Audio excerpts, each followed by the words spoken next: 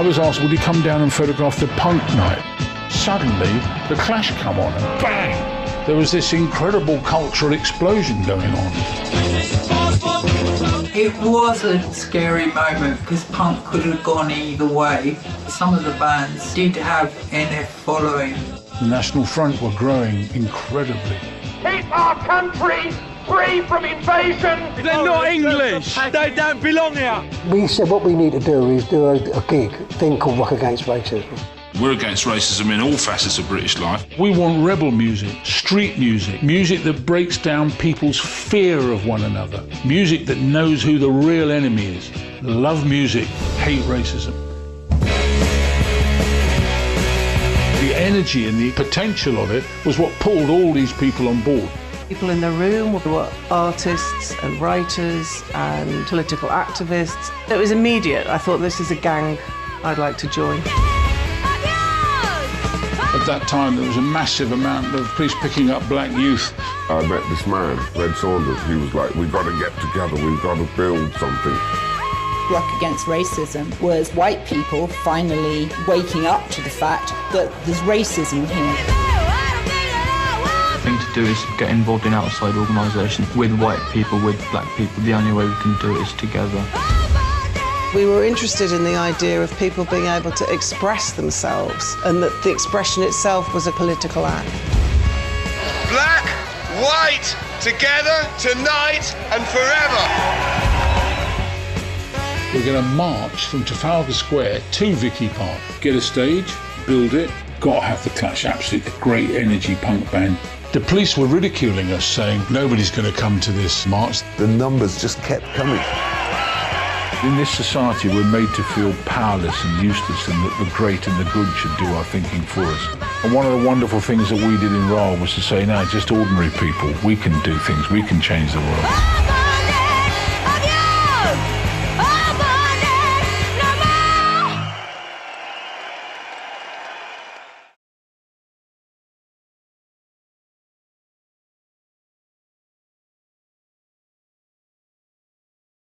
Fasten your seatbelts. It's going to be a bumpy night. No one thinks we have the balls to pull this off. Okay, girls. Let's go get 'em. There's no place like home.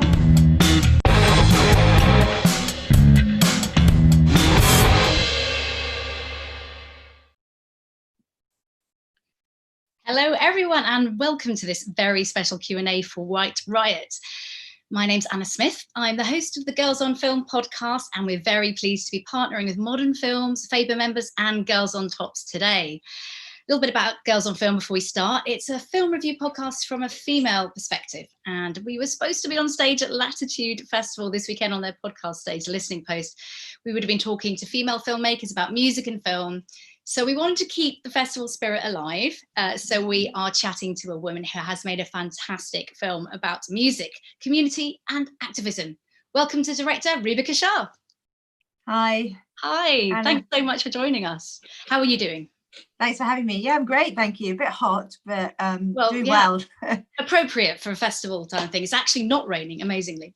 Now, we're going to have a chat, just the two of us, but I'd just like to say to people watching on YouTube, Twitter and Facebook, thank you for joining us, but also do send in your questions, because along with our chat, we'll be asking some of your questions to Rubika. So I've been lucky enough to see White Riot, and we just saw the trailer, but for anyone who hasn't seen it, can you tell us a little bit more about the film? Absolutely. It's a film that we started 5 years ago and really was a labour of love.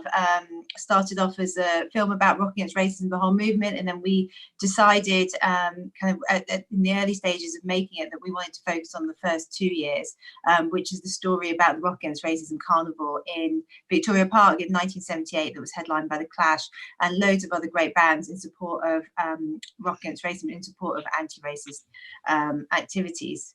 And so it's about the guys that started the movement, basically. It's an absolutely fascinating film, and I couldn't believe there was so much I didn't know about that movement. I'd heard of it. Where did you start when it came to sourcing the interviewees? Because you've got some incredible people who speak beautifully.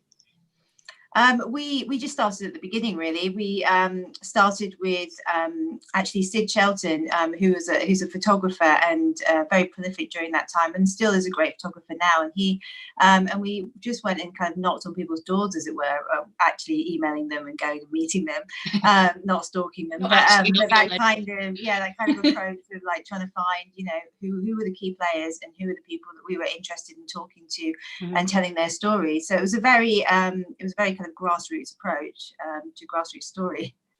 What kind of reactions did you get from people when you were speaking to their past? It must have been, I mean, based on the interviews, there's some really vivid and exciting memories that people had. How did they react when you initially asked them? Well, it was a really mixed bag, really. I think people were just really surprised that we were really interested in their stories behind this, because this, you know, even 5 years ago, this story had been locked away for like 35 years. You know, there's bits and pieces over the years that have been done, you know, on telly and, you know, written about in books and whatnot. But we were like, you know, we want to make a documentary about this. We're, you know, at that moment when we first started talking to them, you know, we were thinking about the whole movement, which is massively like overwhelming. So we were talking to like, you know, so many of the different people that were involved, and I think everyone was just like surprised at the beginning. There are some incredible stories. Do you have any particular favorites in the film that when you were filming, you just went, oh, this is gold? God, there's so many. I think one of the ones actually that came quite late in the process, actually, we pretty much edited the film, was the story about Alien Culture, the Asian punk band. And so we went and we interviewed Pervez, who's the lead singer, and we were just really taken aback by, you know, the story, the sadness in the story, but also the hope and also the inspirational side of it, that we thought, right, we need to find a way of putting it in the film. And how about the footage? That must have taken you forever to source all that. And there's some wonderful moments and some shocking moments too. It was a really interesting experience, actually. It was a big deep dive into that era. We were very lucky that we received a lot of archive from people, but the thing with that was that it didn't necessarily belong to those people. So we spent a long time, actually. So I made the film with Ed Gibbs, who's, I guess, the co-creator and producer of the project. And co-writer as well, wrote it with me and has been on board since the beginning. And he, you know, he actually was tasked with the job of having to, you know, go and find out who that archive belonged to. But there's all sorts in the film, but there's so much more that exists outside the film that could, you know, make another couple of films. On top of this, you know, there's more footage of the Clash and, you know, the bands at the time. But I will say this though, that the carnival, the Rock and Raisin Carnival, and the footage of the march, we pretty much used every inch of tape that there was available in our film, because that's all there was. You know, we spent a long time looking, and literally it makes the last 20 minutes of the film. It really goes out on a high there, because you feel like you're taken back to that time in history. It's really vivid. Was there any moments when you and Ed were watching that footage that you kind of had that eureka moment, like, oh my gosh, this is amazing, we have to include this? Oh, like right from the outset, like the footage of the Clash. There's also a like behind the scenes kind of moment with Joe Strummer and the Clash, where they do a song called Gutter Snipe, and we knew that we wanted to include that, even though it's not really strictly, you know, to do with the movement or the story of Red and Roger and all the guys, but we knew that they were big fans of the Clash anyway, so I think that it kind of fit quite nicely into the whole the overall like arc of it. But I think it's just such a brilliant version of that song. And let's talk a little bit, because we're from Girls on Film, about your female interviewees, because you've got such amazing characters in this. I mean, obviously there are a lot of men, because a lot of men were involved, but I was really struck by these forces of nature, some of the women who had supported the movement. Tell me more.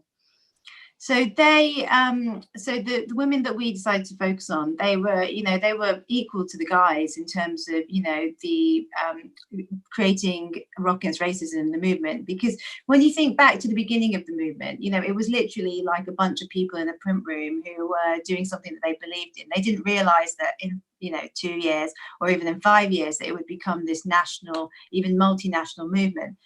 So they were literally just, you know, they were designers, they were artists, they were writers that worked in the print room. And so I really wanted, you know, I kind of knew that this was going to be an ensemble, I guess, piece in the sense that there's more than one character telling this story. But you know, it was really important for me, I guess, to try and make sure that the women, you know, came across on an equal footing to the men, because they were equal. And you know, sometimes women do get forgotten in these kind of big stories. That was something that was important to me. As a female filmmaker, I know you're working closely with Ed, but do you feel you kind of brought something different or spotted different elements? That's possibly an example, what you just said, but anything else that you feel you responded to? Gosh, difficult for me to say. I guess I'd probably ask you that question if you thought there was something different in the film that was different to maybe other music docs, because I guess I kind of just approach it as like, this is a music doc, and obviously it has, you know, a lot of depth in the sense of the social issues that it covers. But I like to think that maybe it has a bit more of a feminine sensibility in the way that the interviews are shot, because we, you know, worked with a female DOP, Susie Silvati, who is absolutely amazing. And so we spent a lot of time working out how we were going to shoot it, and you know, how are we going to create something that was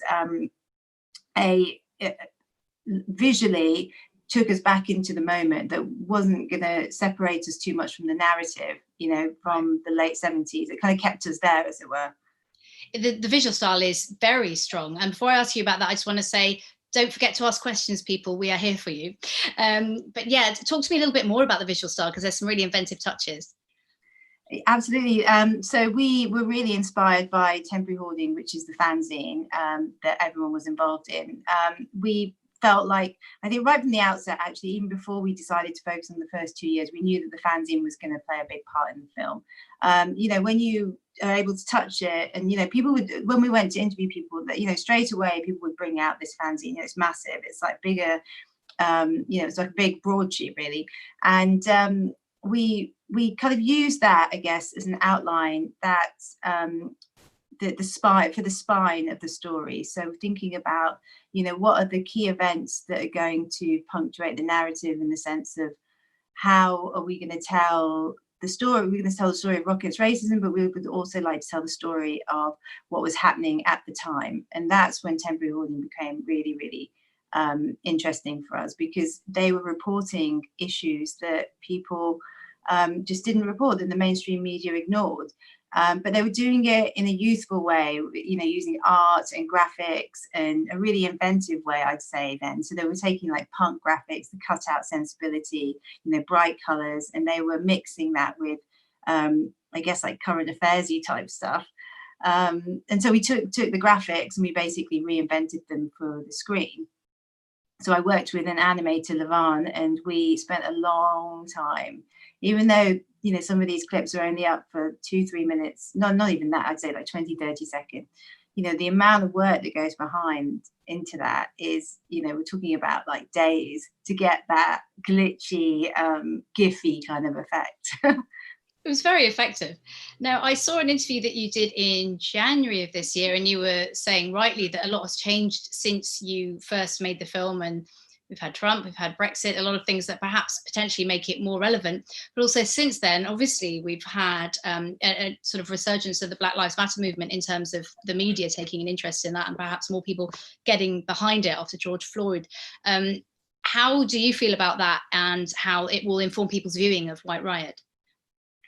Interesting. I mean, it's interesting that it is connecting, you know, today, because, you know, essentially I made this film because I connected with the themes and the issues that, you know, were part of this film. And so in a way it was, you know, aside from wanting, you know, obviously wanting to tell the story of Rock Against Racism, it was also a bit of a statement in terms of saying, well, you know, this happened in the 70s, why hasn't it been covered? You know, this, and being quite authentic and to the times, I guess, you know, some of those stories, you know, the horrible racist stories, you don't really see, or people lots of people have said to me that, you know, we didn't know that happened.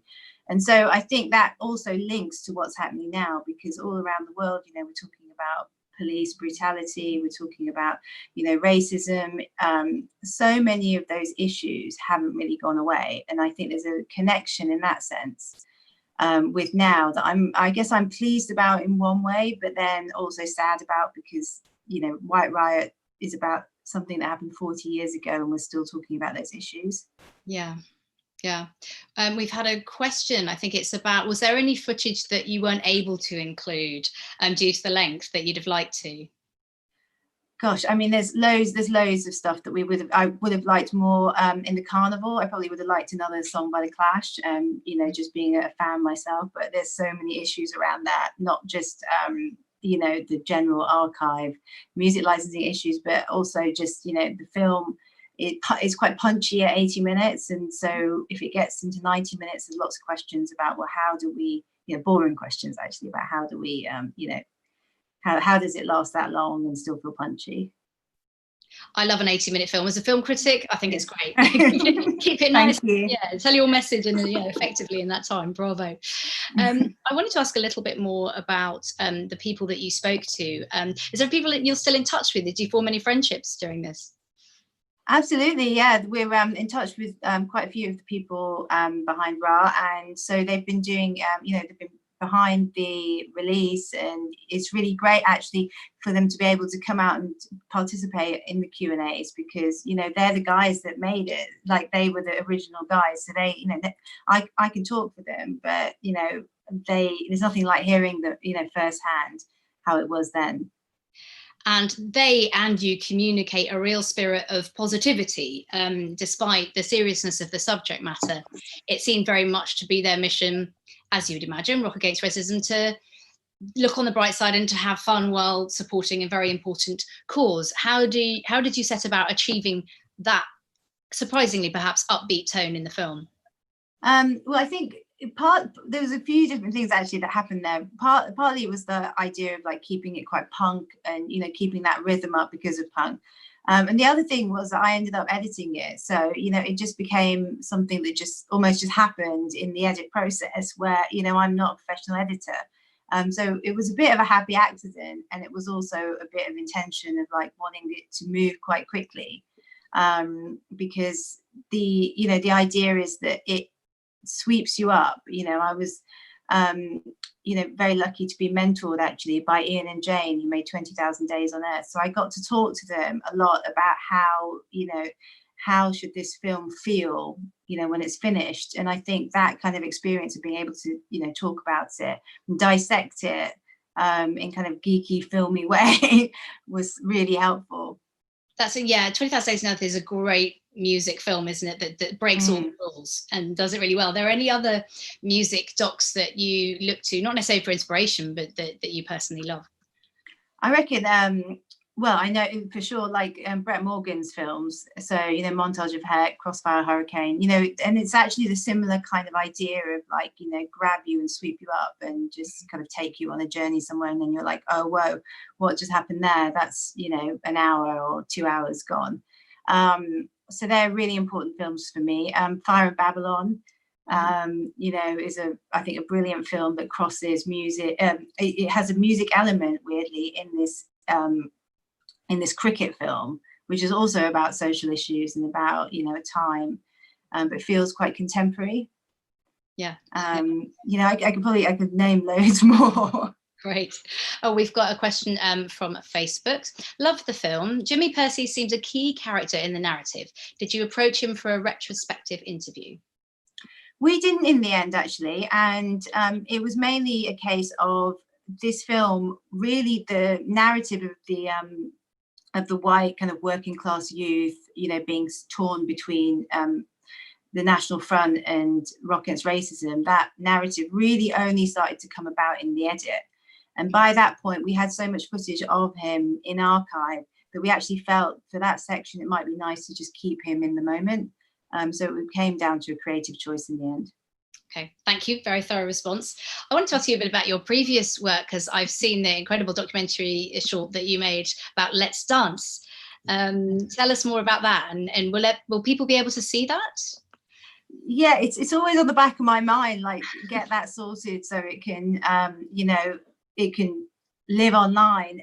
So it was a film that I made with Ed actually in Australia, and it's a film about the Aboriginal girl in the Let's Dance video. So David Bowie is kind of like this way into her world, because it really becomes a story about her and about some of the issues that she was facing as a young girl. I mean, she was 16, I think, at the time, so she was really young. But it was quite a landmark moment, that video, the Let's Dance video, because it was the first time that I think Aboriginal Australians were able to kind of feel empowered in a story that went international. So I think it's, it's quite a positive story. So you could, I guess, see a bit of a theme in that. I do like that positive story element, when looking at maybe some harder issues. That sort of makes sense. It does make sense. I mean, tell us a bit more about your background and how you started making films and what you were making at the beginning. So I actually came to filmmaking, I guess, a bit later. I didn't go down the traditional route of going to film school. I actually had a bit of a career in music and worked, I guess, 9 to 5 before that. And then I decided at some point that I wanted to, work in film, and that I wanted to, I guess, started out wanting to do drama, actually. So I just basically switched, and everyone thought I was a bit mad. And to be honest, even I thought I was a bit mad at the time. But, when you just kind of know something and you just go with it. So I did that. And then I was lucky I got editing work, just editing news. And then I was able to kind of work my way from that, learning how to edit, started doing shorts for BBC. Also, I guess, focusing quite a bit on women. And also those underrepresented stories, but also trying to see how I could tell that in a mainstream way, was kind of important to me. And then just, I guess it just all grew from there. I watched a couple of your films for the BBC, and I did notice a theme emerging there as well, related to this, but about perhaps people who misunderstand other cultures and cultures who are misrepresented in the media, and you're trying to redress that imbalance, in a positive and an entertaining way. Would that be fair to say? I've never thought of it like that, but I'll definitely take that. So thank you. Interesting. That's really nice of you. No, definitely. I felt that. What have you got planned next? So I am working at the moment on a documentary that I'll be finishing probably. It's a short doc, so it's going to be finished probably in about a month or so. That's keeping me busy at the moment. I'm also, what else am I doing? I'm developing other docs. I'm developing a drama as well, which I'm really excited about, because I'm kind of going back to what I started out trying to do. But by no means kind of leaving documentary behind. There's a few things keeping me busy at the moment. It's interesting you mentioned drama, because I've interviewed quite a lot of female filmmakers on Girls on Film who've said that documentary actually is easier for women to get into, but partly because the budgets are smaller. And when you get to bigger budget dramas and stuff, the studios, etc., they have sort of weird prejudice and expectations about who can handle budgets, etc. I mean, obviously we're supported by Modern Films today, and that's fantastic, and they do wonderful things with women in film. But do you think there are barriers to women in film elsewhere that need addressing? I agree, actually, with what you're saying. I mean, essentially, this film, we made it ourselves. We had some help, probably more help compared to other people. We had Creative England and the BFI involved, but that wasn't enough really to make this kind of film. I mean, this is a film with music in it, like from top bands. This is a film with archive, trying to get, the rights thing aside, it's an expensive film to make. So we actually, this is why I ended up editing it, because at some point I knew that I had to just get the film out there. I couldn't have it hanging over me for any longer. I totally, I agree with that. I had to do this to prove myself, which is, a bit sad that, that's the way it is. But I'm hopeful that things are going to change. I mean, we are seeing that anyway, because we're seeing some female filmmakers, take on bigger budgets. It's happening so slowly. Yeah, very slowly. I mean, that's why we started Girls on Film, to try and champion that and celebrate it when it happens. And now finally we're seeing women getting superhero movies, once they proved it with Wonder Woman. Not that that's the be all and end all, but that's the big budget stuff, isn't it? So yeah. When you were taking White Riot to production, were there any kind of hairy moments where you thought, oh God, this is never going to happen? Oh, loads. I mean, there's too many to name right now, but there was loads of moments when we felt like, is this film going to happen? And this is part of the reason why we just basically, I think it's a bit mad, but I think you can do this in documentary, and I don't think you can do this in drama, where, you can actually just go back to basics and just basically, Ed and I just did everything ourselves at one point.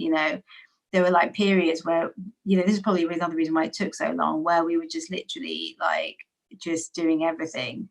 And it felt like, oh, is this film actually ever going to get finished?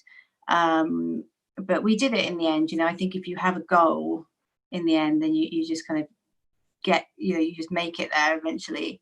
You must have been living and breathing this film basically for a very for a long while. Yeah, it was a bit depressing actually. But you've been able to show it at film festivals, and congratulations because you've won awards as well. Tell us more. Thank you. Yes, so it premiered at the London Film Festival, where it won the Grierson Award for the best documentary, and then it screened at Berlin, where it won a special mention, and then it's been screening at a bunch of festivals in lockdown. So that's great that, you know, it's getting out there and people are able to watch it. And so we're looking forward to the release. I think that's going to be a bit later in the year. Yes, so that's planned for September, but at the moment it's on special preview this weekend to celebrate our sort of not being at Latitude weekend with Girls on Film. People can watch it this weekend. So if you go to the Girls on Facebook page, you can see details of how to do that. And of course, you go to modernfilms.com as well. But yeah, I just wanted to think about a little bit more about your memories of making this, because as you say, it's like such a long journey for you. When it finally came out and you finally showed it at a film festival and you had a premiere, how did it feel? Oh, it was like I was totally overwhelmed. Like I couldn't really enjoy it at the beginning because I actually got really nervous about, you know, about getting up there and introducing it. Actually, I think I actually wrote down weirdly. I just wrote down something like, you know, it's so silly because you think all you have to do is say hi, enjoy the film. But really nervous about, I guess, unleashing it to the world. You know, what are people going to think? You know, it's also, I mean, I think the thing about this film is that, you know, it's a punk doc, and it's a film that, you know, tackles some really horrible issues. So it's generally actually kind of male director territory, you know. So it's not often, you know, a woman comes along and makes this kind of film. So it was this kind of idea of like, well, you know, should I have done this differently? Should I have gone down this route in the edit rather than, you know, say, go down another route? So it's silly things that you think of at the time, but yeah. And what kind of reactions did you have when you started showing it to audiences? Oh, really positive. So it's been very positive, and you know, I would have loved to have shown it at some music festivals as well, because I think you know, there is a definite crossover there where, you know, it's got a big music element, and we actually edited it with the cinema in mind for it. Although I think it sounds great on, you know, computers and on telly as well. You know, it's a big, you know, we wanted that punk music to punch through. So I hope it does. Yeah, it makes you want to kind of dance, but also it gets you inspired to be an activist. And I do think in the current climate, as you were saying, it is important. I mean, what kind of messages do you think people can learn from the Rock Against Racism crowd in terms of what we're facing now and their approach to activism? So they did it like really like grassroots. You know, they were literally like picking up the phone, calling people. You know, I guess the equivalent would be texting. I mean, people could still pick up the phone and call, but I think that idea of like picking up the phone, calling somebody, they call someone else, they call someone else, like that is still quite powerful. Like, don't feel like, you know, just because you're at home on your own, that you can't do your bit, because all those little bits will add up into something big. And we've now got social media as well. So can you imagine what they would have achieved with social media? Oh, it would have been mad. They would have gone global. Completely mad, yeah. So when people are watching the film, which maybe they might do this weekend, are there any little scenes to look out for, like some really like fun little nuggets that you might miss if you weren't watching out for them? Gosh, that's a difficult question because there's so many things I have to think back to. I've actually not watched it for a while now, but I think one of my favourite little bits, actually it's been an animated sequence, is the bit when we kind of delved back into the UK politics, and there's a map of Africa, and I think that's kind of quite interesting where the story goes in that, and I think it is quite fast, like it is on screen, so I urge people to kind of take a minute to look at that, because it does link with what's happening today with Black Lives Matter. But there's heaps of like bits, like I love the bit where we go from the story of alien culture to Tom Robinson. Like, you know, it's kind of a really random segue, but I love the way that Pervez just kind of like he mentions it. It mentions Tom Robinson being an inspiration. Then, hey, here's Tom, and he and the whole story about how fan culture in the late 70s and letter writing, and about how artists would write back to fans. And, you know, someone like Tom Robinson would spend, you know, hours after a gig writing back to fans. And, you know, I just thought that's incredible. Yeah, I remember I had friends that got letters from the, you know, the stars that they loved. And I suppose now the equivalent would be they might tweet you on social media or something, and you'd be like, oh, wow, it's amazing. But yeah, I love how your film captures that kind of grassroots and the almost cut and paste kind of style. It's absolutely fantastic. Well, thank you. Is there anything else you wanted to share with people before we let you go, and before people have their weekend and maybe watch the film? Enjoy, I guess. It's a film that kind of takes you here, there and everywhere, and I hope that people enjoy it and enjoy the experience of watching it. Well, I watched it twice and I've loved it each time. Yeah, so congrats. Thank you. And we've got a special link on our Girls on Film Facebook page if you want. It's on facebook.com/Girls on Film podcast. And thanks so much to Modern Films and our partners today. And most of all, thank you so much for Rubika for joining us today for White Riot. Thank you. Thanks, Anna. Thank you so much. Have a lovely weekend, everyone. I'll see you soon. Take care.